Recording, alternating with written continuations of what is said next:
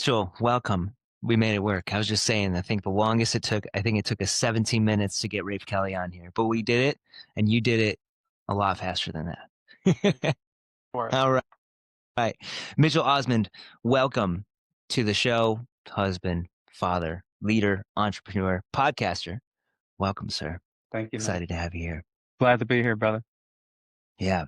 Yeah, we were just talking about something dear to my heart, and I think that the way talking about it was exceptional. Like really, really resonated with me. I saw it in a new way. This gap to gain concept, and I want to hear more about that. Yeah, man. Absolutely. Well, so a lot about me or a little bit about me is I coach high performing men, right? So a lot of my clients are CEOs, VPs, whatever, entrepreneurs, and not just those guys, but just men in general. I find that we struggle with the getting caught in the trap of comparison, you know, and we compare ourselves to some ideal of what has yet to come, and we're always, if you have ever heard your wife say, you're not fully present. I feel like you're here, but you're not here, and so the trap we fall into is this idea of like we have this ambiguous vision for what we think is going to make us happy or successful, but we haven't really defined what that even is. And so a lot of my clients, I ask them, like, one of the first questions I ask them is, what do you want? And honestly, 90% of them say, I don't know. I don't know what I want. And I'm like, what do you mean? You built these seven-figure companies, you are leading these leadership teams, and you don't even know what you want. And so what happens is, and like I said, the concept is called the gap and the gain. And so in any circumstance, in any situation, we have the opportunity to look into the future or and to look to the past. Okay. Now let me give you an example of what I'm talking about. Just a couple weeks ago was Father's Day. Okay. So my wife said, hey, what do you want to do? And I said, you know what I would love to do? I would just love to go for a run with my family, take my boy, you, the dog, and my wife's not a big fan of running. And she was like, sure, that's great. Sounds great. I'd love to do that with you. So we go for a run. And I think, you know what, I'm gonna make it a little bit harder. I'm gonna strap on my weighted vest. I'm gonna push the stroller. And so we get about 3K in, and I'm just like, it's hot. It's super hot, and my legs are on fire. And then my dog is pulling, and then I'm thinking, man, she doesn't even want to be here. Why did I ask her to do this? This is dumb. Like, what a waste of time on Father's Day. We should have just went out for dinner or something. Yeah, whatever. And so my mind begins to go into the gap of what some ideal that I don't even know what it was. That I didn't even define what success would look like. And I was just getting frustrated, and Mm. I was like, we should just stop. And I'm actually getting a little irritated. So I'm sabotaging the entire experience. And in that moment, I had this revelation of like, wait a minute, why don't I live in the game in this moment and choose to look back to where I've come from instead of measuring myself to some future, you know, ideal, and say, you know what? I have been blessed with a child. That means I'm a father. My wife has said yes to me for the past 10 years and been married to me. And she said yes to me to go for a run, even though she doesn't really want to. The weather is beautiful. This is Father's Day. I'm with my family. I'm literally living in the middle of all of my answered prayers coming true. And here I am complaining about it. And so the crazy thing, man, is absolutely nothing changed about my circumstance. Nothing. The only thing that changed was my mindset, my perspective. So I went from living in the gap to living in the game. And so this is what I talk a lot about, because especially over the past couple of months, because it changes your perspective on everything in business, in your parenting, in your marriage, or relationships, whatever, in how you see yourself. And so this concept really kind of can change a lot of things for you. And we get caught in the gap all the time. Right. So for example, could be, oh, I remember the first time I had this revelation was back when we were, and I'll tell you a little bit about my Mm. story later, but when we were just getting started out, I was working 3 part-time jobs trying to make ends meet. We were 100 grand in debt, broke as broke. And I was doing some journaling, and I just started this journey of self-improvement. And I had 2 cars, and they were old junky cars. One was given to us, and and I found myself complaining about these 2 cars that I had, and I was like, man, these cars are pieces of junk, whatever, right? Again, gap mindset, comparing myself to some idea. What would have made me happy? I don't know, a Mercedes, a Benz, Lexus, I don't know, or whatever. And then in that moment, I thought, what am I doing? I have been gifted a car, number one, and we have a second car. We have 2 vehicles that we can afford to maintain, to insure, to put gas in, to drive around in. We have transportation, and of course, life looked a lot different back then. But it was that mindset of like, nothing else changed. I was still driving 2 pieces of junk cars, but my perspective shifted. And I went from being frustrated and irritated and ungrateful to at peace and filled with gratitude and contentment, you know. And so, and again, my cars didn't change. My bank account didn't change. It was just my perspective on how I saw the situation. And so I've been Mm. talking a lot about this with my clients because it's so easy to get caught in that trap any point in any day, right? Does that make sense? Absolutely. It's like the ancient yogic rung of santosha, of contentment, to hold the moment rather than resisting it. And it makes me think of, I don't even know if this is the story, but I think this came from, maybe it was Phil Folsom. He told it to me, and it's really resonated about this. In ancient Greece, there was this war horse that couldn't be tamed, and he was dangerous to ride, and the soldiers brought him to the town, and they were like, if anybody can ride this horse in the next week, you can have it. If not, we have to kill it. And all these like super tough soldiers would try and ride the horse, and then get their asses knocked off the horse. But there was a boy that watched and watched for the week, 14-year-old boy. And one day he threw his hat in the ring. He said, hey, I want to try to ride this horse. And the soldiers just laughed at him because nobody else could do it. These like seasoned soldiers, they couldn't do it. It's up to the horse because he had been watching. He had noticed something. And he had noticed that as he watched it, it seemed like the horse was afraid of its shadow. And so he walked up to the horse and helped to turn the horse towards the sun. And he was able to mount the horse and ride the horse, orienting towards the sun instead of the shadows of fear. And the story is that this is the horse that Alexander the Great rode to conquer the known world. And that if we can orient towards the light, towards the sun, rather than being terrified of the shadows that we're casting, then we might just be able to create something pretty great, like Alexander. So this gap, man, why do we focus on this?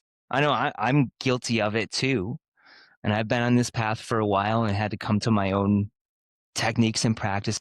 But why does this happen? Why do we end up so hyper fixated on the bad shit? Like I'm on this run with my wife and my kid and my dog. This is everything I wanted to do, but now I'm overthinking it and Hmm. paralyzing myself. Why does this happen?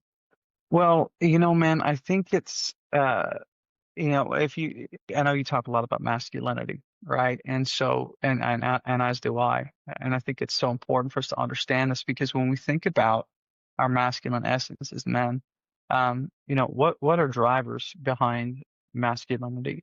Mission, a sense of mission, a sense of purpose, excellence, you know, um, producing, all those different things. These are qualities of the masculine essence that really are what make us a man, so to speak.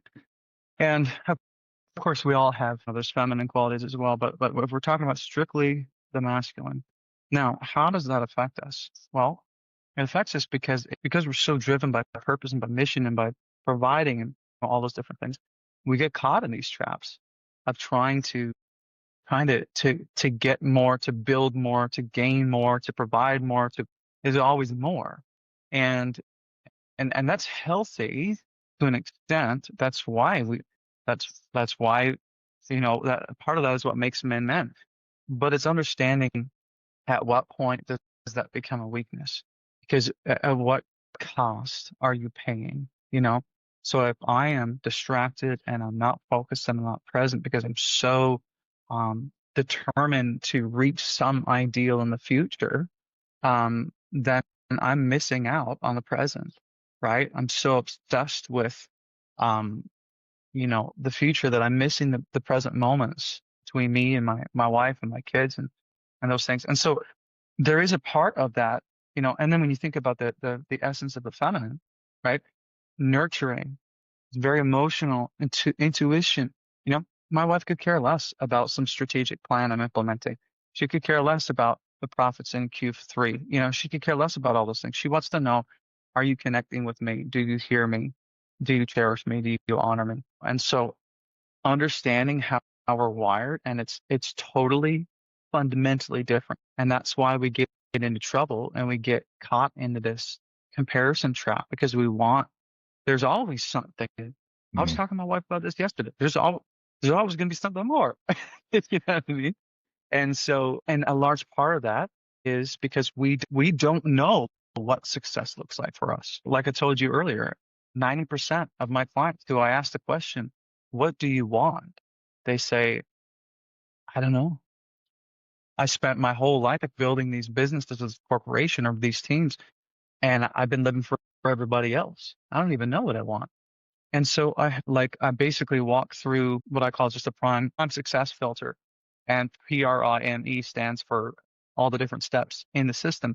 But essentially what I help guys do is understand and get clarity on what success looks like for them.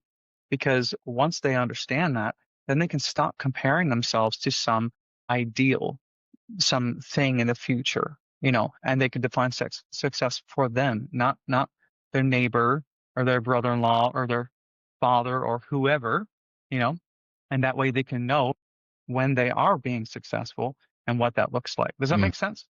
Yeah, most of us, well, we're mission oriented, and it's really easy to get stuck in doing mode and going and building, and really challenging for us to switch into our nature, which is being, which is our birthright, which is what all of the things that we want with our wife and our kids. That's where that's access. Yeah. Yeah, man. So how can those of us who struggle with this present moment awareness and being able to switch into gain and really just see how good the things are that we have right now, how to enjoy and feel success and to feel meaning and find joy in this moment? How can we begin to reconnect to this and get out of the gain trap? Or not Hmm. the gain trap, the gap trap. Gap trap, yeah, and that's huge. There's a couple short-term strategies and a couple long-term strategies that I can share. And so the first one to help in the immediate moment is because a lot of guys that come home and maybe they're the sole provider, so they come in, open the door, they already have everything that's going on in their day. They have all these open loops in their mind, conversations that aren't closed off, proposals that are pending, all that stuff. And they walk in, their wife is stressed out, the kids are screaming, and they come in and they're just like, I don't need this. I don't need this. I had a crazy day. What are you guys doing? Everyone, and you start freaking out. And what happens is you start adding to the chaos instead of bringing in the calm, right? Which is your responsibility as a man, husband, father, is to be the lowest heart rate in the room. That's it. Be the lowest heart rate in the room. If you can only do that, that's a big part. So what I help guys do is I just call it the 5 minute preparation pause. So when you're pulling up, okay, understand that you have no idea what's going to be on the other side of that door, what's going to be going on. So you're going to take 4 minutes, 5 minutes, sit in the car, and you're going to end like wrap any conversations up.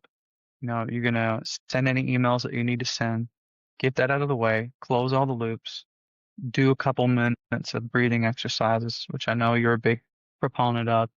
Regulate yourself emotionally. Remember what you're doing and what you're about to walk into and your responsibility in that situation. And then walk through the door and show up. Mm. Ask your wife, hey, how can I support you right now in this moment? What do you need? I'm gonna take the kids so you can grab a shower, whatever it looks like, or what do our kids need right now in this moment? How can I show up powerfully? So it's just that moment. It's just an interruption before we walk in, and a realignment just to say where do I need to be right now? How can I show up being the lowest heart rate in the room?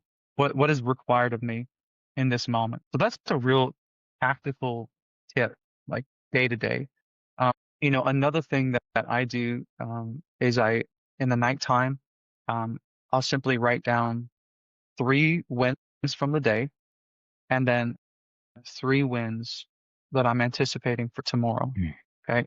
The reason why is because the skill of joy or joy and gratitude and all these things, these aren't natural. They are skills that must be cultivated over time. We could get into why that is, but on a fundamental level, it's not natural to, and it's not automatic to be grateful and to be joyful.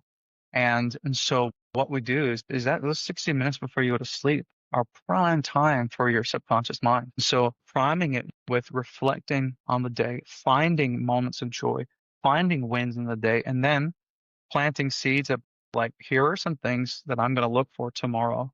Here are wins that I want to get tomorrow. Planting those seeds in your subconscious mind so that when you go to sleep, it goes to work, to find solutions or whatever the case is. Every single night, you just do it. And oftentimes I'll implement a piece of wisdom in there, right? So reading, whether it's, your favorite book or the Bible or some other kind of, source of wisdom. So that's two real simple strategies Mhm. that over time will change what will get you out of the gap and into the game. And the last thing I mentioned was just the prime success filter. Really what this is a tool that helps men define success for themselves in the long term, right? Because this is what happens is we chase a carrot on a stick and we don't even know, like even if we could bite the carrot, we don't even know what we want it to taste like, right? And so it's this idea, the statement is, I'll know I'm being successful when. Now, notice this statement doesn't say, I will like, I'll be a success when. It's I'm being successful. It's not like success is some like arrival point, and when you get there, it's over. No, no. It's a process. I'm living in it, right? And so the prime acronym stands the P, real simple, PRIME, all stand for something different. The first one is personal. So these statements must be your definition of success, not anyone else's. Okay. And two is relevant. Okay. So it must align with what truly matters to you. It needs to be relevant to you. Number three, it's intentional. Okay. So it needs to be something that you can act on purpose, very focused, very intentional. The third or the fourth one is measured, right? So it needs to be able to give you a test for every situation. And then number five is evolving. So it's something that has to grow with you as you grow, right? So basically you take that framework and then you filter your statements through it. So for example, I'll know I'm being successful when I am able to shut down my phone at 7 p.m. and not look at it until 7 a.m. You know, it's not a it's not a metric of like a financial success, whatever. I'll know I'm being successful when dot dot dot dot. And and it depends on, you know, what you're needing in your life and how you define success for you. But I would advise you when you're working through this, make it about things more than money. Make it about things more than your career. Make it about the things that matter most if we're honest with ourselves, our family, how we're showing up, our health. I'll know I'm being successful when I'm maintaining 180 pounds for the rest of my life. You know what I mean? And so what happens is then you take those 4 or 5 success statements, because that's your specific definition for you, and you read over them once a week. Just I don't care, you print them out, stick them on your wall, whatever. But they have to be personal, relevant, intentional, measured, and evolving with you as you grow. And so it's really, and the beautiful thing is I can't tell you what that is. I can't tell you what those statements are. You have to write them for yourself, because every man has different challenges and different struggles. And so it's that reminder every single week. Once you write it down, that reminder every single week of like, okay, no, this is what I said it looks like to be successful when I'm fully present, when I'm pursuing my health, when I'm, cherishing and honoring my wife, when I'm yada, Mm. yada, yada. And so over time, when you revisit that and you identify that, and remember, looking backward to the gain, always measuring backward. Stephen Covey, in his book Habits of Highly Effective People or Highly Effective Leaders, chapter 2 is to devote it to beginning with the end in mind. Napoleon Hill, begin with the end in mind. And so we look back to who we know where we're going. We've defined success at the end, and now we're measuring it against who we've become along the way. And so we're grateful. We're celebrating wins every single night before we go to bed, and we're setting ourselves up for wins the next day, right? And then we're having those guiding success statements that keep us in alignment as we move. Does that make sense? So we've got the preparation pause, nice little transition ritual from battlefield to garden, get us in the right state to sheath our sword, take our armor off, complete those duties, take a breath, and become that resonant, calm grandfather clock, so to speak, that helps calm everybody else down. And then we've got the training, the appreciation and gratitude, because that's a skill and you can actually change your hormonal expression with it. And then being fully aligned with not just our goals, but that which we intend to embody. It's not about just having a goal, it's the embodiment. And so making sure that those things that you write down and that you connect to every day are things that you can do and the things that you can be now. And it's not in the I will be successful when, it's I'm successful now as I do X. Mm-hmm. Yeah, what led you to now, man? What got you here to this point where you're coaching elite men in these practices that we all need? Yeah, that's a great, great question. I tell you, man, I got here by doing all the wrong things first. But first when my wife, I mean, I came from a challenging upbringing, and so some challenges in my childhood, and thought I kind of had that dealt with. I thought I had it all figured out. But then when I got married, my unhealed wounds really began to bleed out into my marriage. And so for the first 3 years, it was a real struggle, dude. And so I was in a leadership position and was let go of that, and then spiraled into this season of depression. And I had gained 50 pounds or so. We were 100 grand in debt, just depressed, anxious, stressed out, checked out, burned out, as they say, and, me and my wife we had a rock bottom moment, and it was a big fight. And I thought, for the first time in my life, I don't know if I'm going to be able to fix this one. You know, it was like a now or never kind of moment. And then that was the first real moment that shifted, that made me think, I have to change. I have to take ownership, or else this might be over. The next week, so the first one was a fight. The second point was a funeral. The next week, I was singing at this funeral of this really wealthy philanthropic individual. There's a couple thousand people there, huge funeral.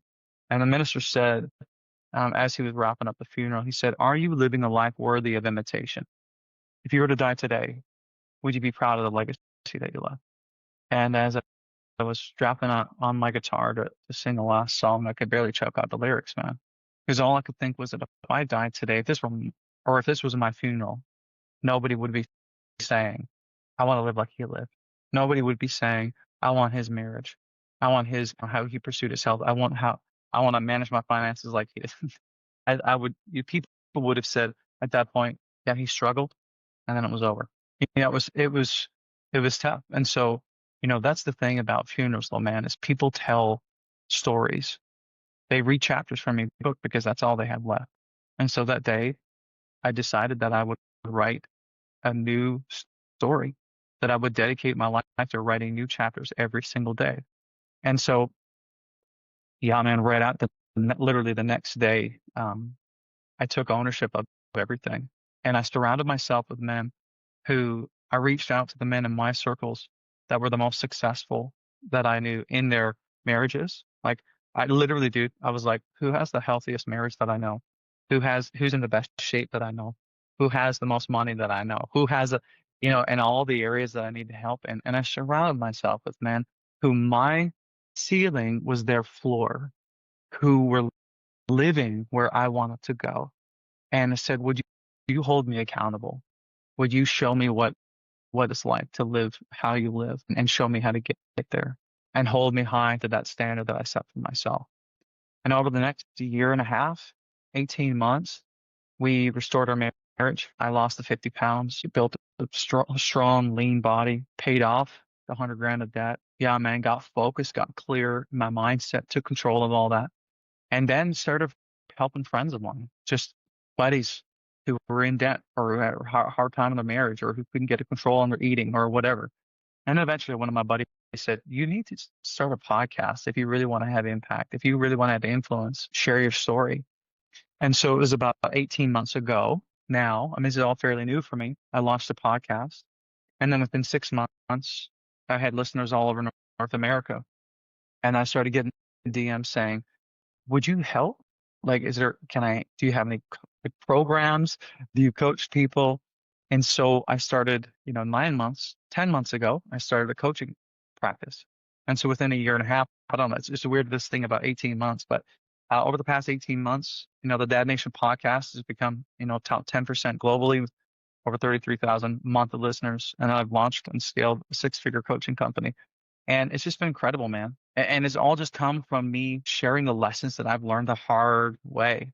And at the end of the day, dude, I was able to end that generational cycle, that curse for me and my family. And, going back to that funeral moment, are you living a life worthy of imitation? For me, the answer is when I ask myself that, what does it look like to live a life worthy of imitation? When I draw my last breath, what I want to say is that I've helped other men transform their marriages, transform their fatherhood, and show up for their kids in a powerful way, and show up for their wives in a powerful way, and end these cycles for their families too.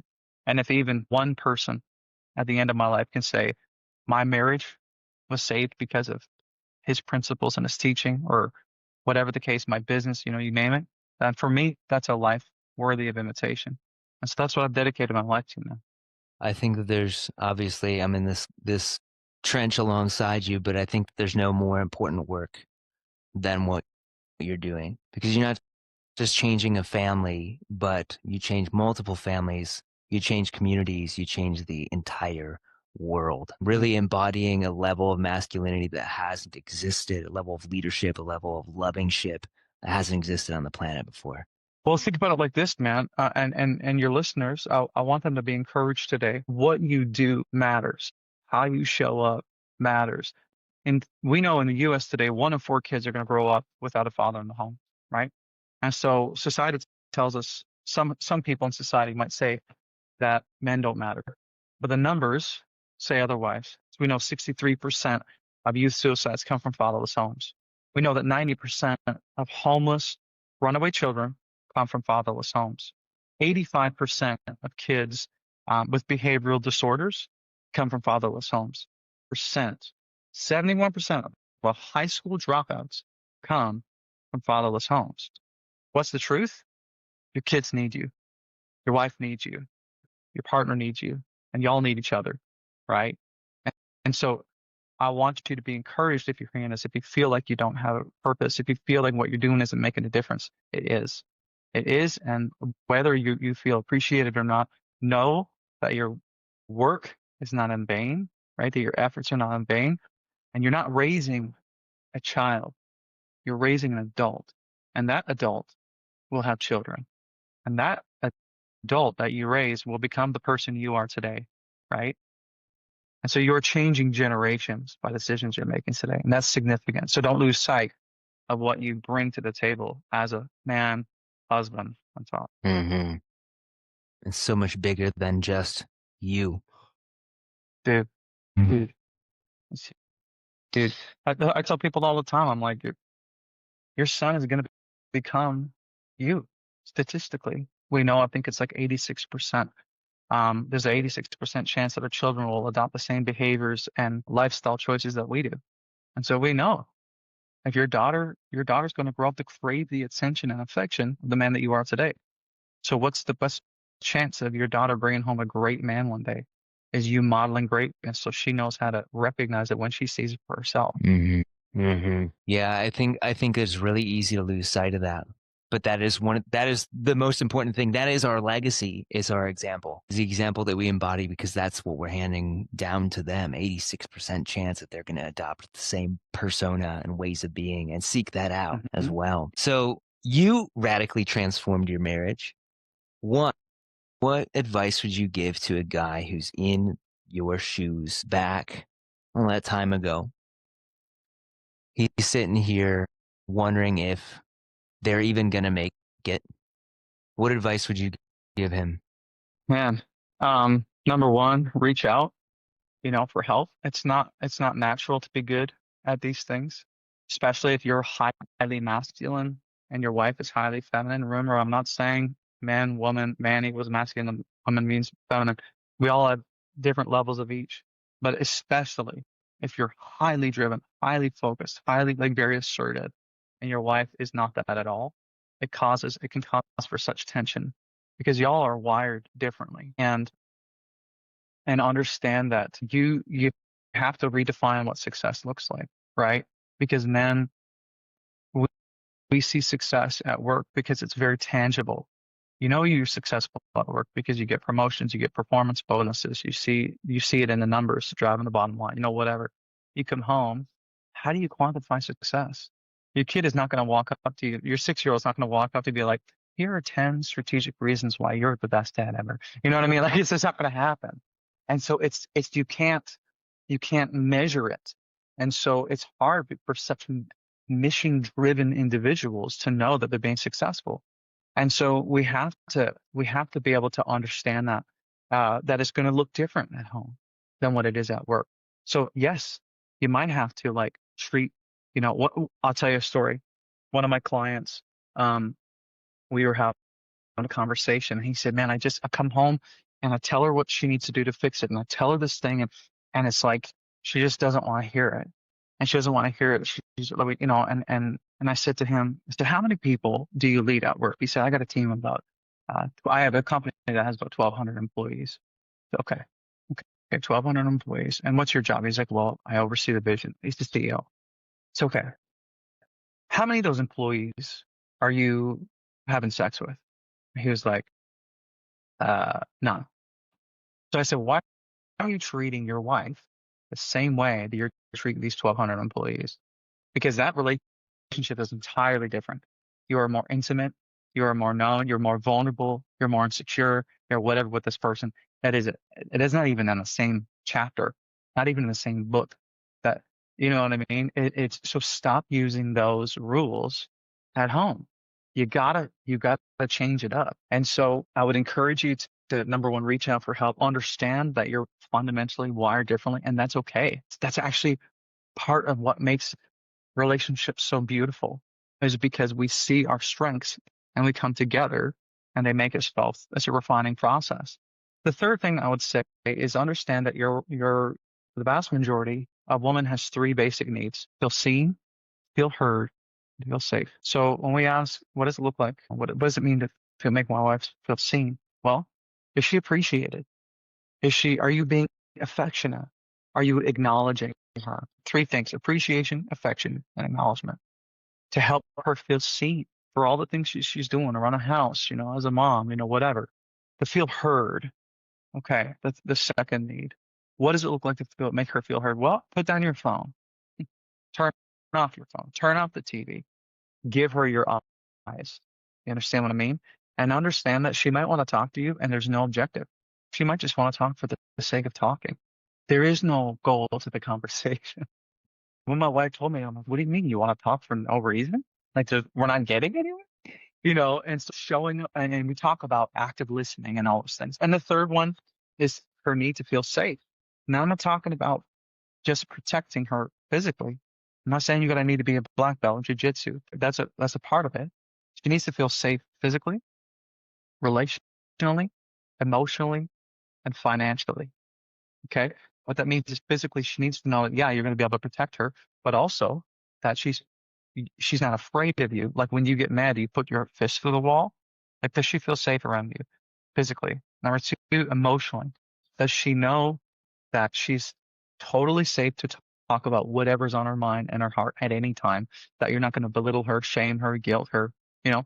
relationally, does she know beyond a shadow of a doubt that you're not stepping out on her, that you don't have start not you're not starting up an OnlyFans account or looking at porn or whatever, that she is your prized possession relationally? And then the last one, financially, are you responsible with how you're providing for your family?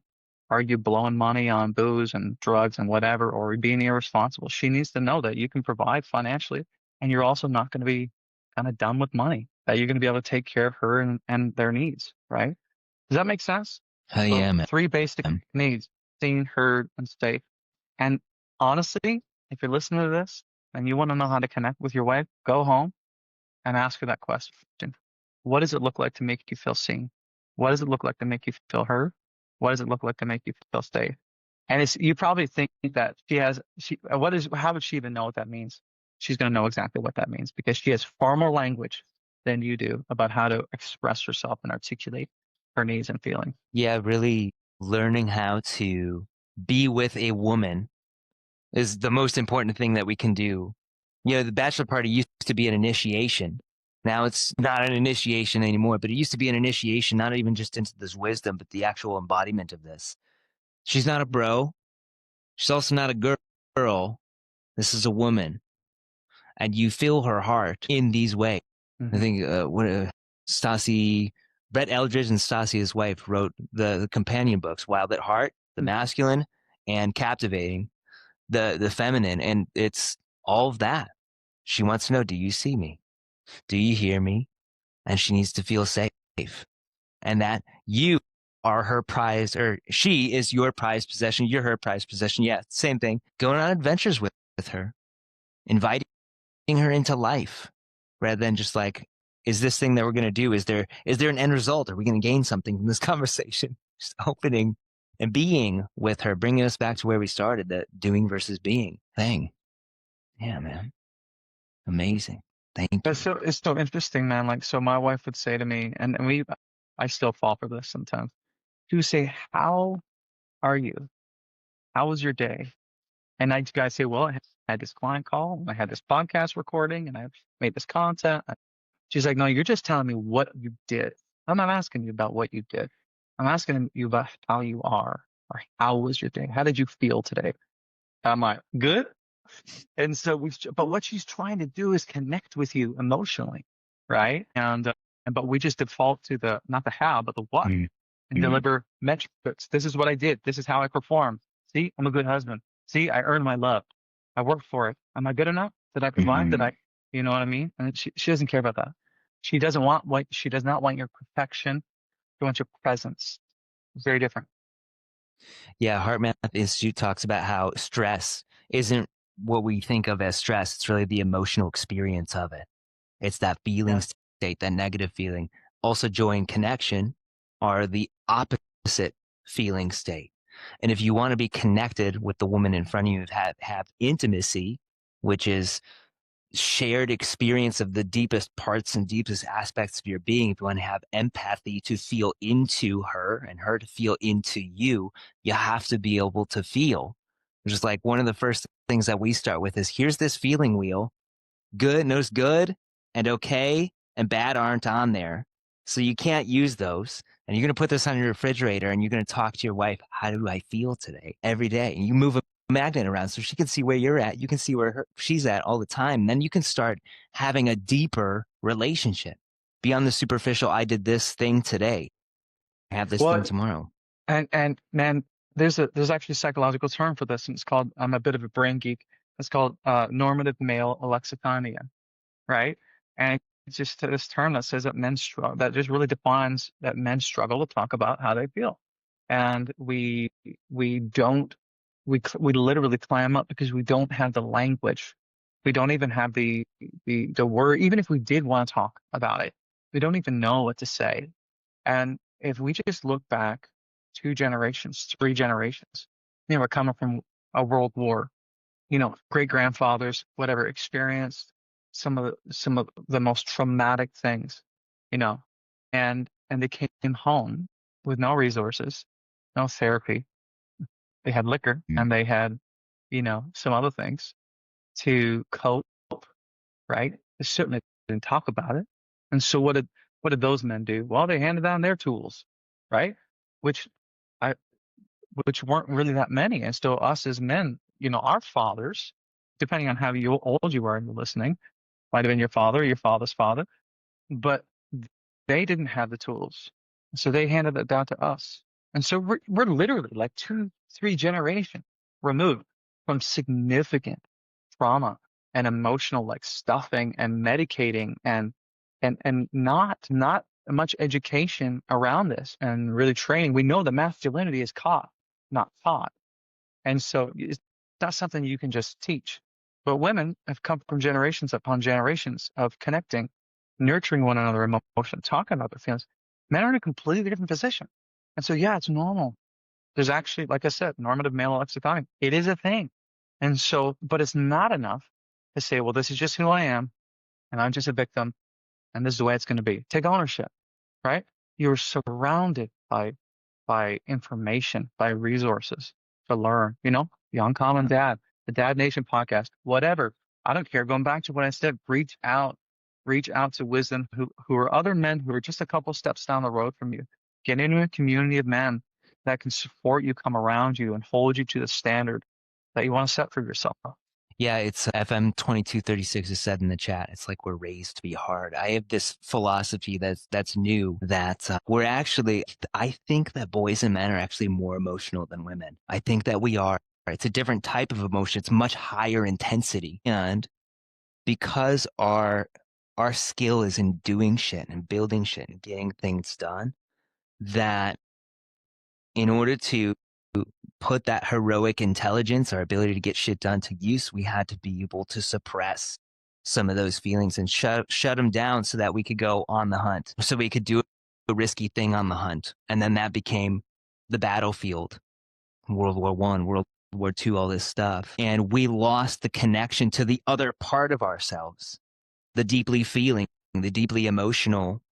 And emotional doesn't have to be bad. It's being able to feel. Unless we talk about it etymologically, which is emo is to distort, right? Mm-hmm. And then we have a different conversation on our hand if you and I are going to nerd out about this. And our fathers, our grandfathers, our great grandfathers didn't have the tools, nor did they have the luxury to have the tools. But through everything that they did, all the sacrifices that they made, we now stand at this point in history where we have the opportunity, the gift, and also I think the responsibility to remember this aspect of ourselves and to, like you said, masculinity, but also habits in general, ways of being. They're not taught, they're caught, and to embody this for the next generation and give them the tools that we didn't have so that they don't have to suffer like we have, you did, I have, like our parents, our fathers, our grandfathers, great grandfathers did as well. Yeah, man. All right. Well, I think we're at a point where we can wrap up if you're down with that, brother. Absolutely, man. This has been a great conversation. I feel like we need to we just need to do like a mastermind retreat. Yeah. Think that we should. I'm working on putting my feelers out for a retreat in the fall. Maybe we should collaborate on that. Yeah. I just had one in May I have a community called the Dad Nation Coalition, and we went out to the Rocky Mountains and for 3 days, man. It was did a hike. We did 3 mastermind sessions. It was powerful, man. We laughed, we tried, we made commitments. We did. Yeah, it was awesome. Yeah. Oh yeah, man. Yeah, what we're building here is putting some finishing touches and stuff around us, and then looking at Galena, Illinois, which is an old Civil War town, rolling hills, just beautiful nature and farms, and like getting a place there, putting in some tiny homes, hosting retreats out of there, have some powerful experiences. That's the dream. But bringing this thing to conclusion, if you could give one piece of advice, elevator advice to close this thing out to a man who's ready to start this work, what would you say? I would say stop waiting and make the commitment. I think I was just writing a piece on this earlier about entitlement and about hesitation. And we feel like maybe there's going to be a perfect time. Maybe right now is not the right time. Maybe we'll wait for 6 months when we've got whatever, when we're in a better place in our marriage, or the kids are a little bit older, or we got a little bit more money, or whatever the situation is. The time will never be perfect.